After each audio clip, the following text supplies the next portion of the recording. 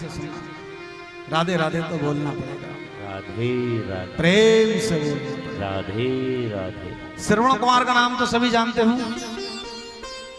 उनके अंधे माता पिता थे।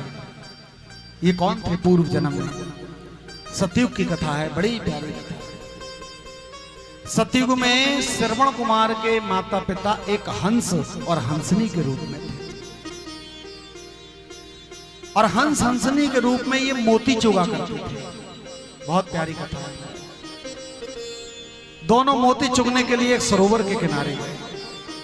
संयोग हुआ, कहते हैं कर्म हमारा पीछा कभी नहीं छोड़ते,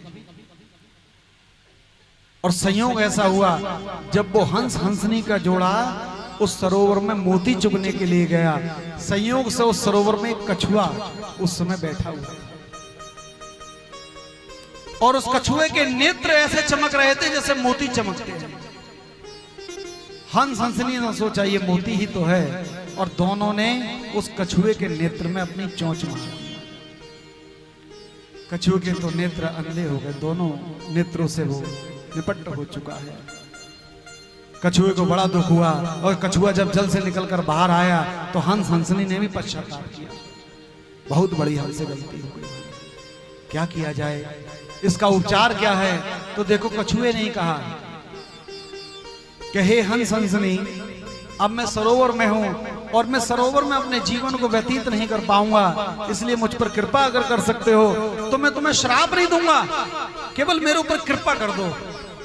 हंस हंसनी ने कहा कहो क्या कृपा चाहते हो? बोले मुझे सरोवर से निकालकर किसी समुद्र में छोड़ दो, समुद्र में मैं अगर अंधा भी रहूंगा तो अपना जीवन व्यतीत कर लूंगा।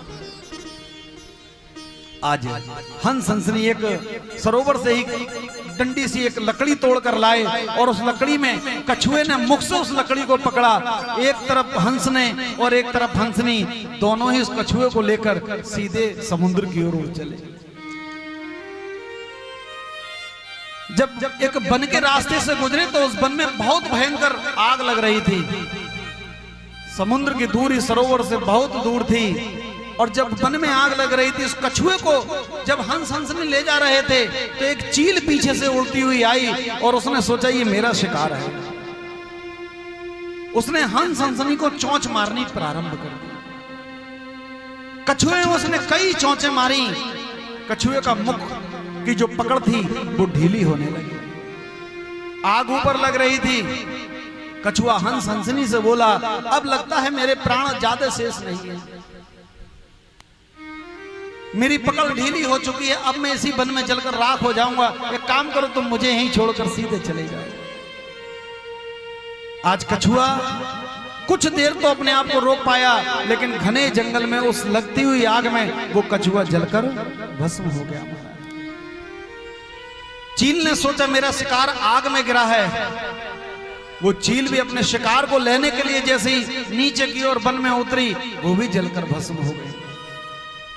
हंस हंसनी को भी ऐसा पश्चाताप हुआ, वो सोचने लगे हो सकता है कि हम कछुए को नीचे से बचा लाएं, और वो भी जब उस वन में नीचे की ओर उड़े हैं तो वो भी जलकर भस्म हो गए, सारा परिवार जलकर भस्म हुआ है। और यही हंस हंसनी अगले जन्म में श्रवण कुमार के माता और पिता बनकर पैदा हुए। वो जो कछुआ जिसको लेकर के ये दोनों हंस हंसनी सरोवर में जा रहे थे, आज वही कछुआ श्रवण कुमार बनकर पैदा हुआ। जो चील बार बार उस कछुए को पाने का प्रयास कर रही थी, वही चील श्रवण कुमार की पत्नी बनकर आई है। आज श्रवण कुमार अपने माता पिता की सेवा करते हैं तो वो पत्नी करने नहीं देती, तभी तो श्रवण कुमार ने अपनी माता पिता को लिया और सीधे कहां चल दिए? तीर्थ यात्रा कराने के लिए अपने कंधे पर अपने माता पिता को रखकर चल दिए। बहुत प्यारी कथा है। कहते हैं माता पिता इस संसार में भगवान का स्वरूप होते हैं। जिसके घर में माता पिता हैं समझ लेना कि उसके घर में साक्षात भगवान है। इसलिए माता पिता की सेवा सबको करनी चाहिए। जैसी सेवा श्रवण ने की, ऐसी सेवा आपको भी माता पिता की करनी चाहिए।